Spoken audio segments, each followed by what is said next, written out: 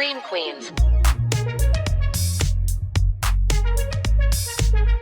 Welcome to Scream Queens. This is the podcast where two comedians watch, review, and gossip about everything on your screens. We both looked at different cameras at the wrong time. My name is Alex J. I am a comedian, writer, and podcast producer. I am Beck Charwood, aka the Big Beck, and I'm a comedian, and that's all I feel like saying today. Good for you. And that's it.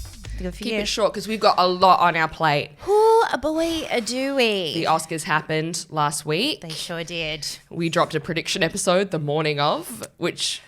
Look. Brave of us. Very brave. Maybe Hours before the ceremony. maybe a 50% hit rate, potentially, with our predictions, but not too off. We were not too off at all, I would say. Yeah. Should we get into it? Let's absolutely Get into the it. Oscars. Don't waste the people's time. So let's just open it up to the floor. How did you feel overall? Because you went to a fancy bar to watch I the sure ceremony. did go to a fancy with bar. Netflix Himself. himself. The Netflix had like a viewing thing for media, and because I work at Batuta, I got a little invite, and me and Alex Toliopoulos went along, and it was lovely. I don't get to go to many events that are like cool and free, and it was wonderful. We had nibbles, we had bellinis and mimosas, and just got to watch the ceremony. I'm glad it was bellinis and mimosas because it was 10 a.m. It sure was. Any of our international listeners, because of the time difference, we got to get up at the crack of dawn. On a Monday On a too. Monday. So not the Sunday. So this is the way I started my week, with a mimosa, my working week. And then I went to the office for the rest of the day after it. So That's awesome. So I did. I watched it at a bar, and you watched it at home, and you did Yes. some, if you guys missed it, too bad luck.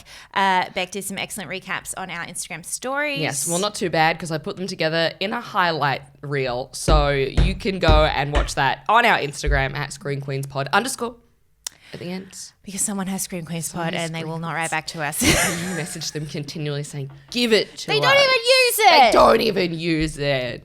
But yeah, so I watched it at home in my pajamas. Oh, God. I woke up that morning. I was like, I'm going to do hair and makeup. And then the day got away from me. So By 10 a.m.? By 10 a.m. Would you believe it? Please no. And the red carpet starts even earlier than that. Yes, I'm glad I missed the red carpet. Yeah, me I've too. watched a couple of the red carpets for the other award ceremonies. And I'm just, everyone by this point in the season has said what they need to say. Has the same go-to answers, the same sound bites. Except for Rami Youssef, who was heavily showcasing little pro-Palestine badges. Just Love saying that. like, hey, we're all wearing these badges and they mean that we want a ceasefire now. And then all the reporters like, yeah. Do we have Throwing the microphone across the carpet. just sprinting out of Yeah, I saw that. And Billie Eilish and Billie Eilish's brother also wore them. Yes, Phineas. Phineas. It's okay. People forget Phineas all the time. I'm so he really tried to I don't know, let's just jumping forward to their acceptance speech for their song. I did love that Phineas really put his mark on that acceptance speech halfway through. He was like, okay, I wrote this song too. All right, everyone, I'm going to fucking say something now.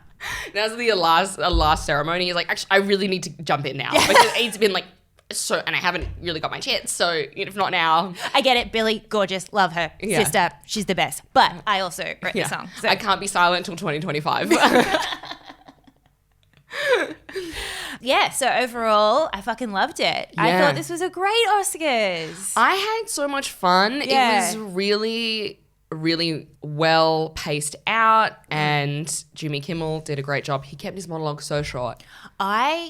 Hats off to Jimmy Kimmel on here, because I haven't watched a full Oscars of him hosting before, but he did such a fucking great job. Like, poor Joe Coy. I feel so sorry for Joe, who hosted the Golden Globes. Was it? No, the Critics' Choice. Critics' Choice. Yeah. Which happened before we launched Screen Queens, so we didn't get a chance to properly talk about it. Yeah, but wow.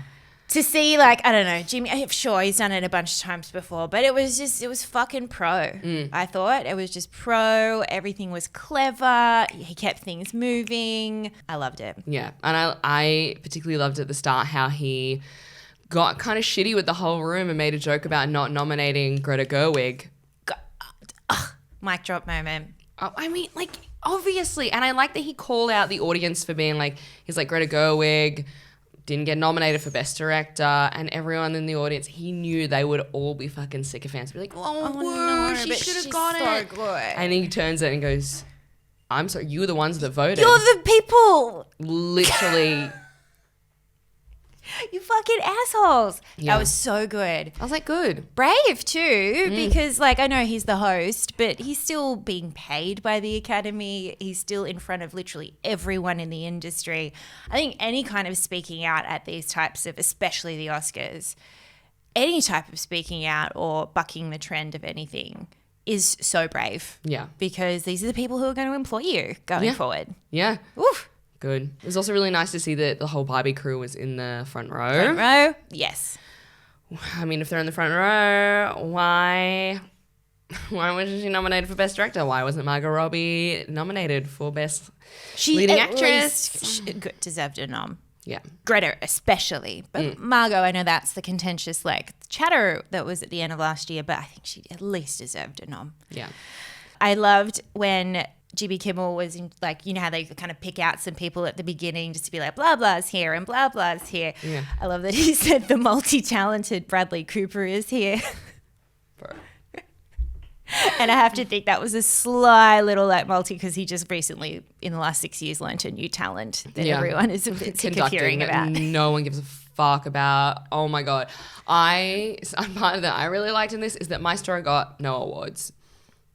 Holy shit. Good. None, dude.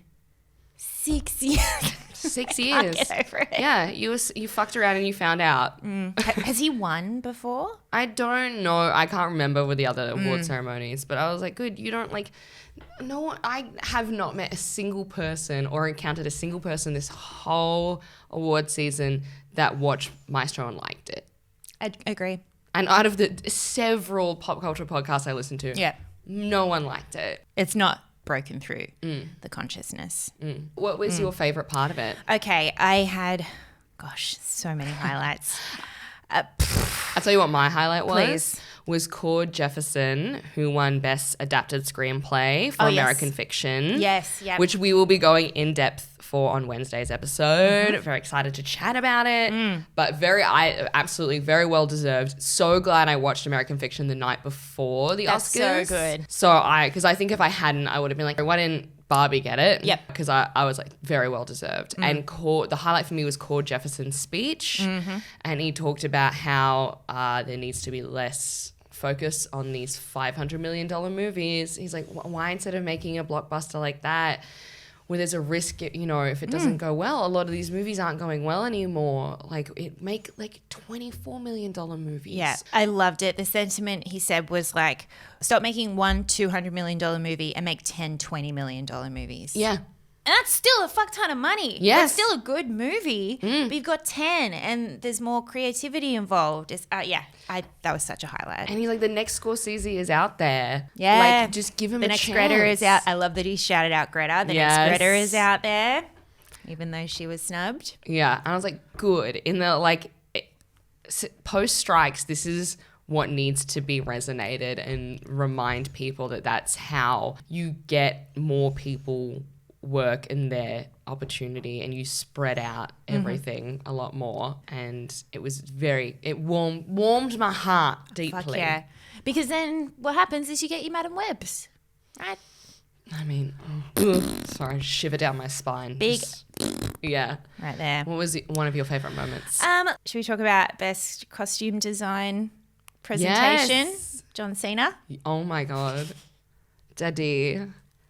What was he doing out there? Well, he's started coming back in the spotlight because he's got his new movie, Ricky Stenicki, that's out on Prime Video. I watched it.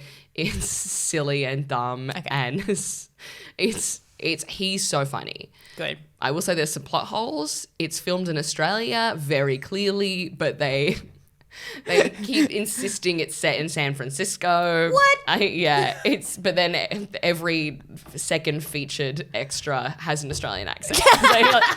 So So look, A lot of expats in San Fran. yeah, unless you are a die-hard John Cena fan, Okay. you can definitely skip that one. Okay. But I am a die-hard John Cena fan. I love John Cena so much. Nice. I was so excited to see him. He is So cheeky. So cheeky. Great comedic timing. He's so fucking funny. I remember watching him in Trainwreck because that was the first time I saw him take on a comedic role, and I was like, too. he is so fucking funny. So true. He sometimes acts comedians off the screen. Yeah. Yeah, Agreed. yeah. And in not Ricky just Stenicki, because of his size. there's two other comedians, and they're good, but they're no John Cena. But they ain't John Cena. And his Birkenstocks, that was the best part for me.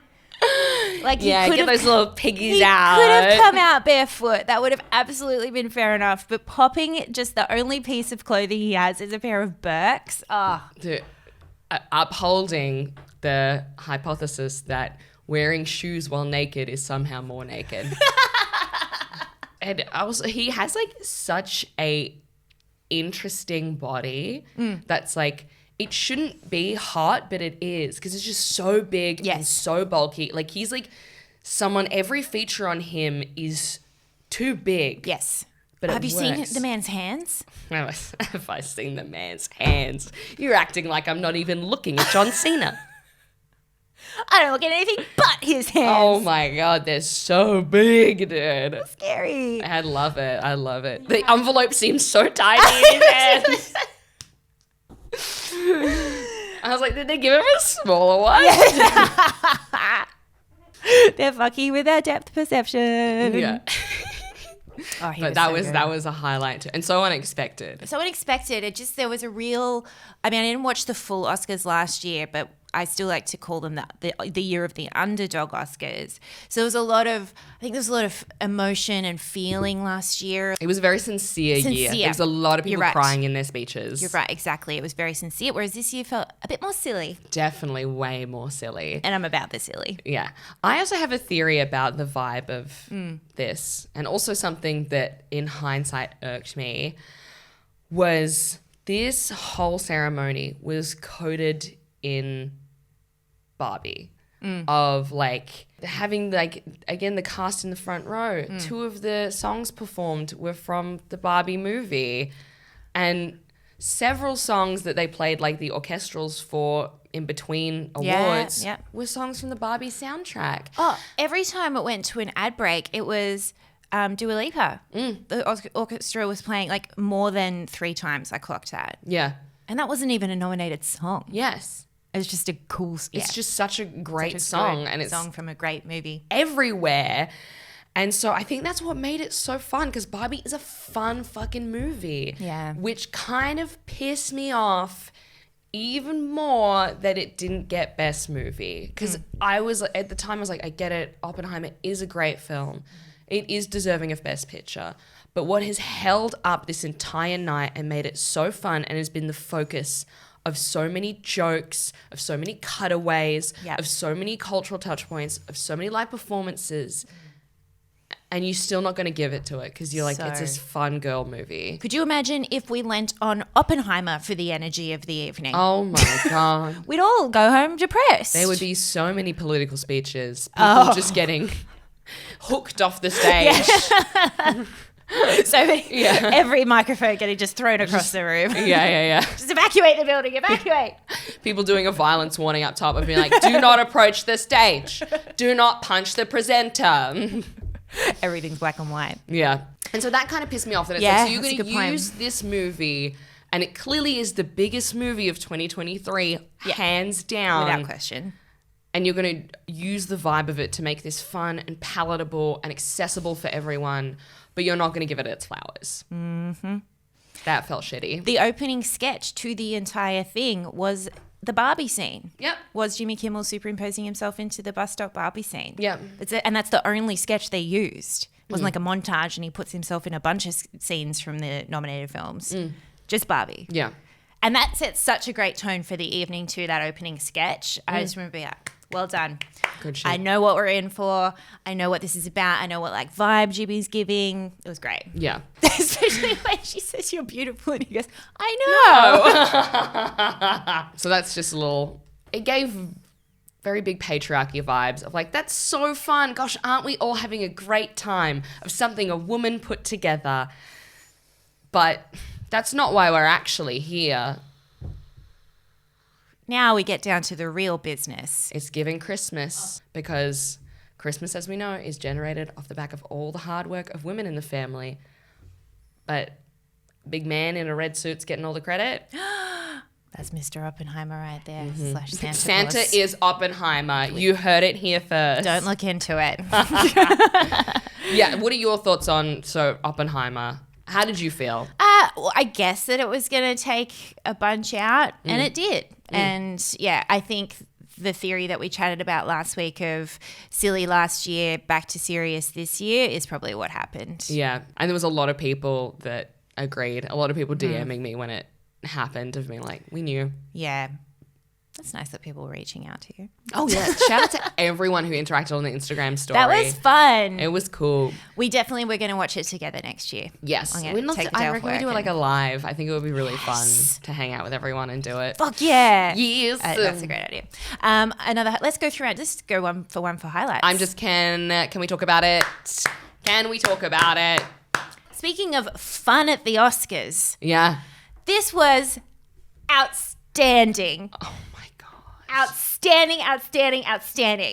From how it started to how it ended to every single part of it.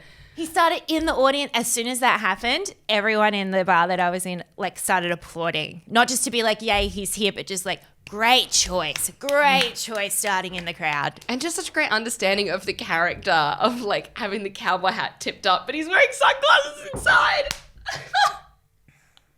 Can I just say something? Yes. I don't think it's been said before. Ryan Gosling, pretty funny. Pretty funny. Funny guy. He's a funny guy.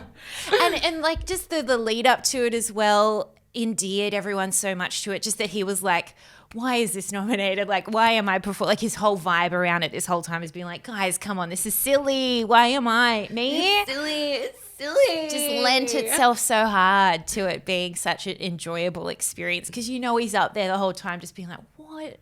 Yeah. What the fuck? What? I mean, he tried very hard. Obviously, a lot of rehearsal. So much rehearsal. There was 51 dancers on stage. What? Yeah. And then they brought in some of the cast, like Simu Liu. Oh my was God. there. I love how much Simu Liu loves being Ken. Yeah. It's like, in a weird way, it's his dream role of like someone who is just absolutely gorgeous and the best at everything. And That's he just his gets dream. to do fun things. And he is gorgeous and the best at everything, so it works for him. It's very good. Oh my gosh, it was amazing. And then having the moment of him talking to Emma Stone as he's walking along, and then she sings the lyrics back to him. So great. Because obviously, like last time they were there together was La La Land, and they won, and I love that Greta was so swept up in the moment, she forgot that he was going to come through and ask for lyrics. Oh, and yeah. she had, for a second, she had to be like, I'm just kidding. And she, like, you could see the real panic on her face of like, but I literally have heard this 1,000 times. What is the lyric? Oh my God. It's a bit scary. I was very impressed that Emma Stone, she knew the line. She was ready. Because I was like, you are world stage right now. Imagine if you fudge that line in that my one God. shot.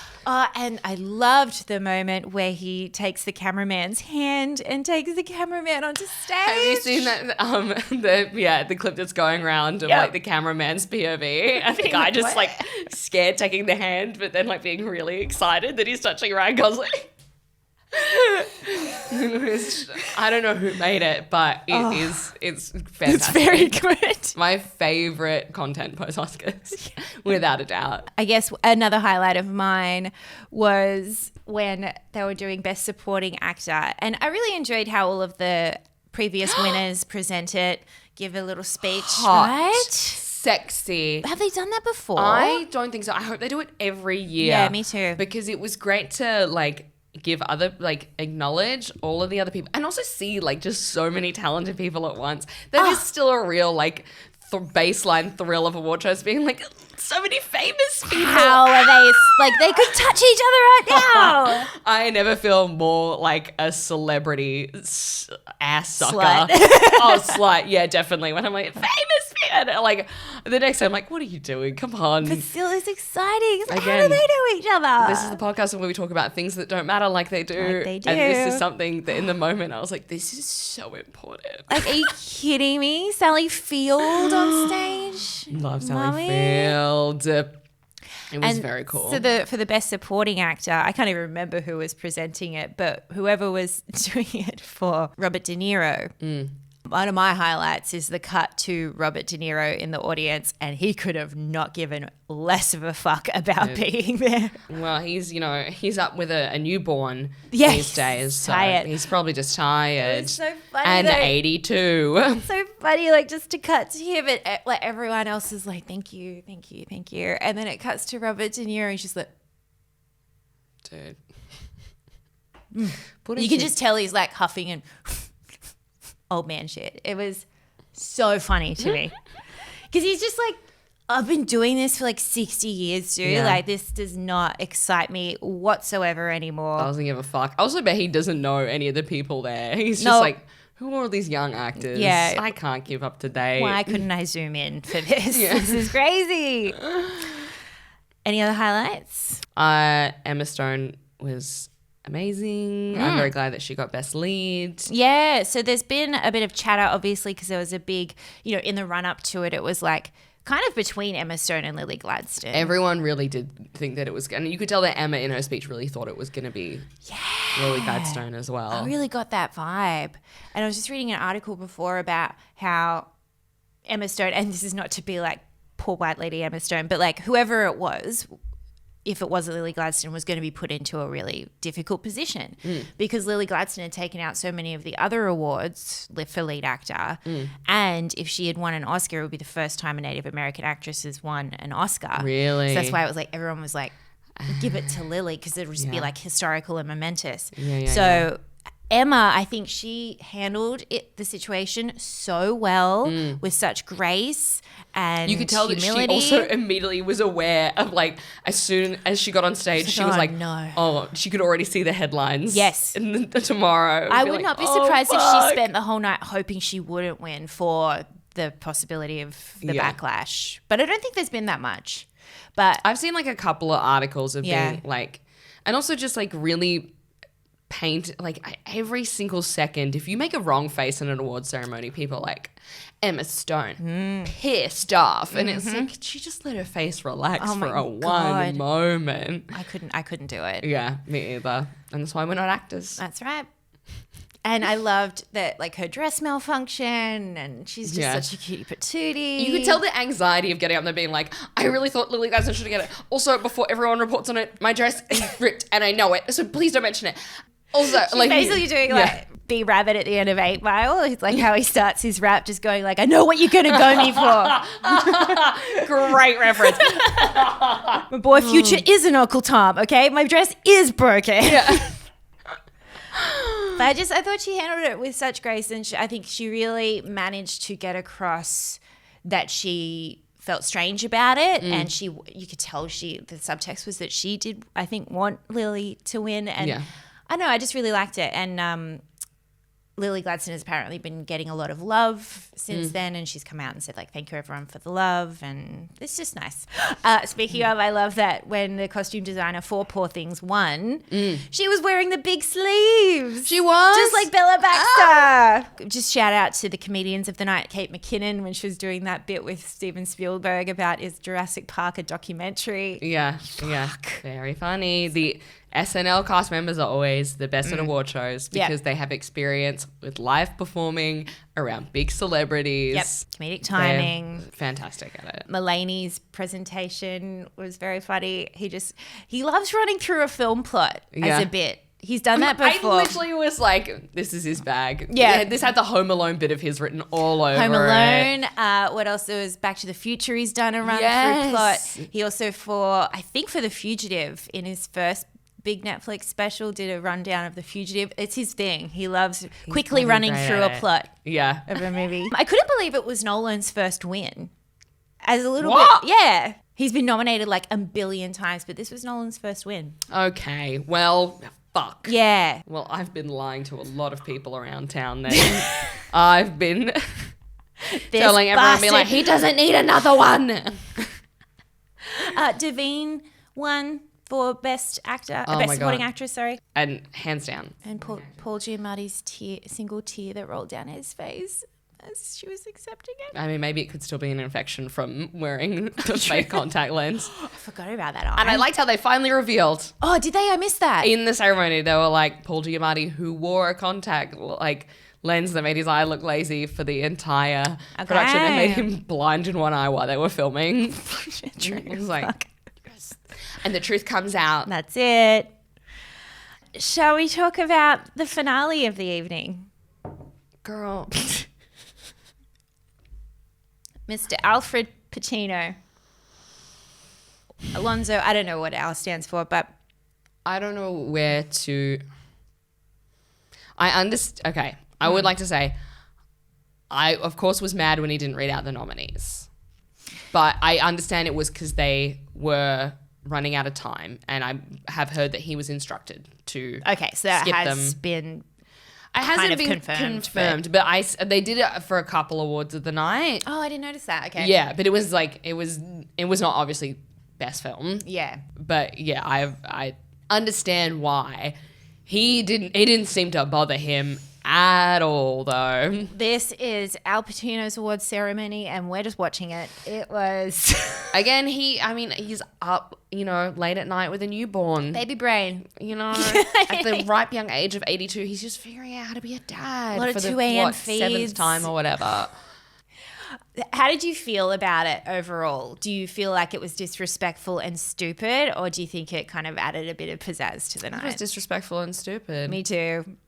I want to like it. Like, I really want to. I want to be like, oh, but it's, history, kind of like, what a great moment we'll all talk about for forever. But it was less the Moonlight, La La Land mix-up historical moment and more just like this. I'm embarrassed for him. Yeah. I'm embarrassed for the Academy. I'm embarrassed for the nominees and the winners. Like, I don't know. We've just done this entire evening of so much pomp and circumstance. And everyone's nailed it. And then to have the literal finale of the evening, the biggest award, to be kind of like fudged like that. Like, sorry, but I wanted to hear and the award goes to. Right. For a second, I was like, does he know that they're live? Does he think he can take this again? Does he think this is a dress rehearsal? He was like... He thought it was sound check. Right. It really felt like that because he gave it, he almost mumbled into his chest. He's like, Oppenheimer. Embarrassing. I was like, I understand he's got an interesting way of speaking, but it was like he didn't give a fuck. Yeah. At all. Yeah. What do you say? Like, my eyes see Oppenheimer. But then in that moment, I don't know about you, but panic set in and I was like, is this another Moonlight, La La Land? Like, is he just reading the nominees and now Oppenheimer's going to think they won, but they didn't? And, get back to bed, Al. Go to bed. Go raise your baby. Get a fucking vasectomy, dude. Dude. Sorry. I like when they opened it up and like did a big tribute to the Oscars orchestra. That was cool. That was cool. And they acknowledged the crew at the top. Yes. I was like, yes, good. the crew got to come out. Which I felt, I was like, so great they're doing this. But then I had the second thought of the stress of the whole crew having to leave their stations. Oh, no. To walk out on stage. Yep, hi, fuck. Yeah. Yeah, I've just been like, okay. And like the number of radio calls that were going through, I had to be like, all right, and go now. And then everyone had to, as soon as they were out of sight lines, would have sprinted back at the room, back to yeah. Yes, yeah. I was like, this is so great. I really wish they filmed it beforehand. Yeah. Yes, they're all just stand-ins. They're all just extras. They're not the real crew. They're just. I do wish when they revealed the orchestra, I was really like, as soon as I saw it, I was really hoping for a cutaway to Bradley Cooper because I could just imagine him being like, oh. Get me out there. Yeah, I could have done that. I could be out there. No one cares. Literally. I tell you what, everyone cares about this week. Yes, my love. And that is Ariana Grande's album that just dropped, Eternal Sunshine. Not of the Spotless Mind. No. As I was confused by. which it was very sweet. We were like, let's listen to it. And then you were like, what's it called? And I was like, Eternal Sunshine. You're like, but there's a movie called that. And I said, oh, hold the phone. Okay. There's a backstory here. Cool. Let me take you on a journey. I would love it. I am eyes and ears and butthole wide open for all of this information. Okay. Give it to me wherever you want. Did you listen to any tracks on the album? No, I just have heard snippets all over TikTok though. Do you like him? Yeah, look, I'm not super into the new pop. For some reason, you know me, I just love my old school stuff, and anything new scares me. I did like it. Yeah, some of them have got into my head, some of them are earworms, but Yes. I was in no way like bowled over. Yeah, that's okay. It's not for everyone. I am a big fan of pop just in Yes. general across the decades. So for this album, she's very, very aware of the movie Eternal Sunshine of the Spotless Mind. Oh, good. Yes, it wasn't just a mishap. So this is where I believe it. This is, by the way, some of this is conjecture, but this is where I think it would have come into her life. So her ex, Mac Miller, the rapper, who unfortunately passed, has been quoted to say that Eternal Sunshine of the Spotless Mind is one of his favorite films. And in an interview, he's like, it's my favorite movie whenever I date a girl. It's the movie that I make her watch. That's his dude cinema. That's his dude cinema, Aw. which is really sweet. So I was really like, sweet. no doubt Ariana has watched it with him. Sure. Okay. She also is a big Jim Carrey fan. Oh. Okay, I'm warming up to the old Ari. Right? She's like, know that. Yeah. And so I just love hearing when celebrities, not actors, not so much, especially not comedic actors, but like pop stars and people who are just kind of like next level in terms of etherealness and stuff. When I just hear that they have just normal tastes, like liking a Jim Carrey film and stuff, I love that for her. oh my God, when I found out Megan Thee Stallion loves anime, I was like, fuck yes. Cool. Yeah, Go right? off. You're like, oh, you are more than just the 2D. Yes. You got yeah. 3Ds in there. And Ariana's a very big fan of pop culture and film. She really, really loves movies. Okay. So, and she also worked with Jim Carrey on his TV series Kidding. I think that came out around like 2019 or something. So they've worked Was she together. in that? Yes. Oh, I didn't. I Yeah, only yeah, watched yeah. like the first season. Okay, She cool. did like she was on a couple of episodes. She was a character, a recurring character for a little while. And I really, even though I feel like so with this album, she's come out in all the interviews and been like, this album is a concept album that is heavily inspired by the film. Which, upon hearing it before listening to the album, I called bullshit. Okay. Like how? Like, I was like, looking at the track titles and everything, and that they again, the theme of infidelity is in multiple songs, which is not I'm just looking surprising. at the track list now. Yeah. Yep. Yes. And so I was like, I think this maybe was tacked on afterwards to save some face. Yep. But after listening to the album, I was like, oh, no, it does fit the concept pretty well. Yeah. Right. Okay. And it is, look, I have said a lot of slanderous things about Ariana on this podcast. Literally 2 episodes ago. We're only 4 weeks in. We're only 4 weeks in, and she's taken up a lot of our time. But this album is so fucking good. Interesting. It's I was not expecting this. so good. Honestly, I'm like, steal all the husbands you got to steal, babe. Wow. If this is what comes out of it. Really? Honestly, if I think once Ethan Slater's baby hears this, its first words, Father, I forgive you. You know? That's what I see. I get it. I get it. Daddy, I understand. Damn. And Really? I love you. Really? It was fucking phenomenal. It's an exquisite pop piece. I am blown away. I was not expecting this. Oh, I loved it. And I was not expecting to love it as much as I have. I've listened to it like, I think 5 times end to end. Hell yeah. It's very just listenable. It's like, there's no like giant standouts, I would say. Okay, yeah. There's, again, a lot of earworm tracks. Yeah. But TikTokable tracks. yes, yeah. But across a whole, it's like a very cohesive album and very enjoyable to listen to. Cool. So no reverse engineering of the theme. The theme was there the whole time. Maybe. Okay. If not, what a hell of a win. But also she has used movies before to inspire her albums. Like Thank You Next, which I think is her greatest album, was inspired by The First Wives Club. Yes, right. Okay, cool. Yeah, and that album banged. Yes, banged. I did really like. Yeah, there are definitely like the breakout songs that I will add to my little Spotify playlist, you know, and Thank You Next is one of those for sure. Yes. And I do quite like Yes And. I've heard a lot of chatter around The Boy Is Mine. Yes.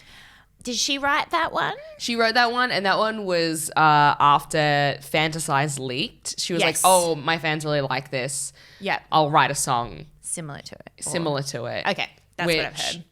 I was kind of like, well, then you wrote that recently because... This is, right? Yeah, and so it is like, even though it's like you've been like, this is a concept album, it's like you can't not line it up with Ethan Slater, and that's been like, everyone online has been like, I'm enjoying The Boy Is Mine, and then I remember it's about Ethan Slater. Exactly. Yeah. It's like, okay, girl, you can have him. But as well, like, again... I now have gotten, because the album is so good, my brain is like switching around and being like, well, like she writes about this shit all the time. Also, she dates like not the best looking dudes all the fucking time. We're taking a step back and looking a bit more big picture. Yeah, right? It's like, is this new? Not really. But that's okay. Like you're allowed to do that because that's how humans evolve, right? Yeah. We've learned new information, listen to the album, and you're like, okay, actually, this changes things. That's what happens. Yeah. And also, dude, like all these, again, just I'm hearing people be like, you backtrack, you bitch. Because we have had a lot of comments across our socials around our Ariana chat. Yes. Which has been very fun. And I can't wait for everyone to tune in and be like, you fucking bitch. But so she's dated a bunch of Argos. Yeah. So we were just off mic earlier, kind of just going through the list. Yeah. I mean, like her ex-husband, Dalton, wasn't like an ugly dude, but he wasn't like He's not gorgeous. your Chris Hemsworths. Yeah. Yeah. She likes a skinny dude. Yeah. You've got your Pete Davidsons. Dude, Pete Davidson had to get off Instagram because people kept messaging him and commenting, you're ugly. Like, but we also got the big dick energy phenomenon from Ariana and Pete Davidson. yes. Yeah. Can I just say wholeheartedly, I don't believe Ethan Slater has BDE though. No. Whereas I feel like a lot of these guys, even though they're like a little different to the mainstream, handsome, skinny little dudes, a lot of them have had the BDE. I don't get that from Ethan. Yes. Not at all. And you know what? While we're on Ethan, I was watching some TikToks about specifically The Boy Is Mine, and people reacting to it, playing it over clips of Ethan Slater. Yeah. Of course, being SpongeBob and doing the thing. And look, I think if he was a good guy and he was like a sweetie and really well liked and hadn't done this fucked up thing to his family, I might even think he's a cutie patootie. Yes. But I think the story of his current life and choices has just darkened it all, and I'm just grossed out by him. But otherwise, he might be a little like nerdy cutie patootie dude. Yeah, I think you're so right. We would have a lot more affection if it wasn't like. Yeah. And I do think I have a lot more judgment for him for it, because it is that narrative we cite time and time again of a man who gets his big break and all of a sudden his wife and kids are forgotten and he's with someone who's younger or more successful. And he's the one who decided to implode his family. Yeah. Ariana was part of it, but he's the one who made that decision. Yes. And his actions are the ones that affect his wife and child. Yes. Yeah. So, yuck. But we were talking to one of the producers here at the network, has a background in musical theatre, and we're talking about what is it about Ethan Slater. And Sam was saying that a lot of his female friends in the musical theatre industry express that you really cannot, if you're in that world, you cannot underestimate the allure of a tenor. Which one is a tenor? I don't know. Where is that? He said the line and I was like, I'm going to write it down because I'll forget.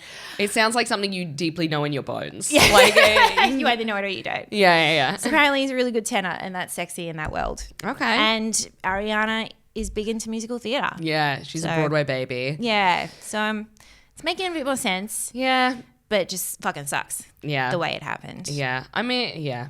Again, now I'm like fully just being like, well, you know, maybe they were unhappy in their marriage. Well, and again, it's because the album's so good. I fucking love it so much. Oh, I mean, also it was produced by Max Martin, so right, yeah, it's like you're not gonna miss with Max. It's gonna be good. Yeah. Well, is there anything else? Well, that's it for me. It for this week. From pop culture this week. Really, just still coming down from the Oscars. Just really still processing. Yeah. All of the pink and the fun. Yeah, and that's all I have to say. That's all I have to say. Well, if you are, hungry for more content about maybe you're like, these girls are so funny, what's going on in their personal lives, you can find out. Head over to our Patreon, Screen Queen Extras. Yes. We do fortnightly episodes where we catch up about everything we didn't get to talk about on the podcast. On the podcast, yeah. We just released one last Friday. We talk all about wedding season. Yes. Beck finally tells your secret actor story. Yes, about a Hollywood actress was rude to me at a party. We love to hear it. So yeah, head over, and they're also available on Apple subscriptions as well. So if you're an Apple user, you can get those extra episodes in your Apple feed. All right. Well, we'll see you on Wednesday. See you Wednesday. Bye.